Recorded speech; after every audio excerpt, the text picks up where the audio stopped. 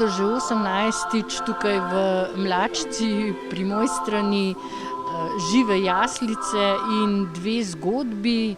Kakšne so letošnje zimske razmere? Letos je pa, mislim, kar se tiče zim, katastrofa, ne? Ker ni mraza. Tiste 3 dni, kar je bilo mraza, je bilo pa tako, da je bila pa voda pretopla in se ogromno je bilo dela. In kar se je naredil, zdaj pa spet odjuga in spet let topi. Kdaj ste že začeli z pripravami? Tukaj jaslice nikoli se ne končajo. Jaslice se začnejo po jaslicah. Drugače pa oktobra je že to v polnem zamahu, ker je pač treba vse postaviti, te kulise in elektrika in vodne napeljave in potem probe, tako da včasih še časa zmanjka za led delati. Kakšne so napovedi? Jaz mislim napoved, kakor je danes, se bo to še vračal, samo enkrat bomo mogli pač v zimu skozi dati. In čim prej pride do teh ohladitve, lažje bomo preživeli zimo. Bo pa siguren, narava nikoli ne popusti. Tudi kakor zdaj, ona se zmeraj vrne in pač ima svojo moč. Ampak koliko časa boste še vztrajali, glede na to, da je letos to že 18. Jaz končam jaslice skoraj vsak leta. Tako da letošnje ne vem, kako bo drug leta. Se pravim, jaslice po jaslicah, vsak let reče, da je ta zadnje. Dokler časa bo vreme dal, pač treba je delati, ne smeš pa obupavati. Ker najlažje doma zdeti pa okrog govoriti, da se pač nič ne dela. Tako da tudi letos je pač hudo, ampak delam in vztrajam. In bom vztrajal do zadnjega dne, da ne bi nam mogel reči, da se pa ustrašil narave. Pa jaz se nikoli narave ne bojim. In ste optimistični, da boste potem ob koncu 30. zvečer nazdravili, da vam je tudi letos uspelo? Kar se tega tiče, meni zmeraj uspe. Jaz vidim tisto, kar naredim, potem je pa odvisno od drugih ljudi, če pridejo to pogledati in če imajo čas, da to vidijo. Drugače pa jaslice, a pa ledena dežela vsak let uspe. Za mene in za tistega, ki vidi. Tisti, ki pa doma, pa pač tega ne vidi. Možnost imajo pa, da vsi pridejo, pa da vsi vidijo. Letos, kakšne bodo letošnje zgodbe, ki jih boste pokazali v predbožičnih dneh? Lansko leto so si izrecno zaželeli glavno vlogo igrati otroci in jaz zelo rada spoštujem to njihove želje, kaj so si želeli igrati, in sem poleti napisala zgodbo zanje. Potem sem pa razmišljala, kaj je tisto, kar je otrokom blizu in kaj bi mogoče tudi naši najmlajši obiskovalci želeli videti, in sem se odločila predstaviti eno tako tradicijo Slovenije, nekako kako naj bi praznovali že v adventnem času, vse od prvega prižiga svečke pa do božičnega časa, kako se stopnjuje to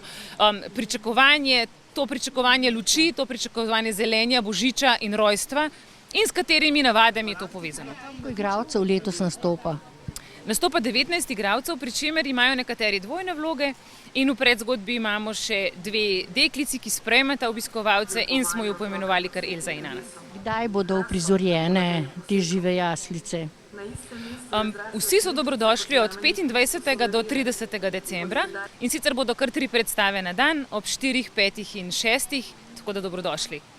Je pa odprta ob tem še ledena dežela, vsak dan tudi dopoldne in potem po samih predstavah, torej od 31. naprej. Je kakšna vloga prav posebna, da bi jo mogoče izpostavili? Posebno vlogo imajo 3 otroci, ki igrajo brate in sestre med seboj, in te otroci si med sebojno pomagajo pri nalogi, ki so jo dobili v šoli, nekako raziskujejo te običaje, pregovore, in mislim, da so oni tisti, ki vnesejo na tako posebno hudomušnost v letošnjem letu, malo zabave, pa ne nazadnje malo okrcajo tudi starše, učitelje, pogledano svojim vidikom. Vidva pa igrata Jožefa in Marijo v teh živih jaslicah v zgodbah v Mlačci. Tako je, pač moja ime je Lenart, jaz igram letos Jožefa, pa moja soigralka. Klara Filipaj-Trampuš, igram Marijo. Pravzaprav jaz sem prvo leto tukaj na jaslicah, pa se mi zdi to tako dosti zanimiv kolektiv. Zdaj za tiste, ki pač so mogoče malo bolj duhovni, je mogoče za jaslice, za druge pa je mogoče neka taka malo bolj sodobna zgodba, ki pač malo zbliža ljudi, tudi tiste, ki mogoče niso tako duhovni oziroma verni. Kaj pa Mariji? Ja, jaz sem letos tukaj že 6. leto, pa sem zdaj preizkusila že v različnih vlogah, pa sem bila kot pastir, pa kot angel.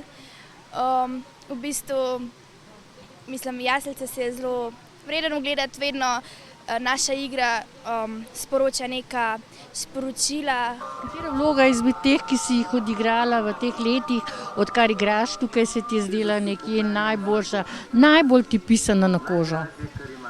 Ja, mislim, v vsaki vlogi sem se vedno zabavala, pa to, mislim, kot Marija se mi zdi, da mi je najbolj pisana na kožo, ampak kot angel mi je bilo tudi zelo dobro, ker sporoča taka srečna, bodra sporočila. Tudi dobra družba, mislim, kar vas je, ker se vaš igralcev skupaj tukaj.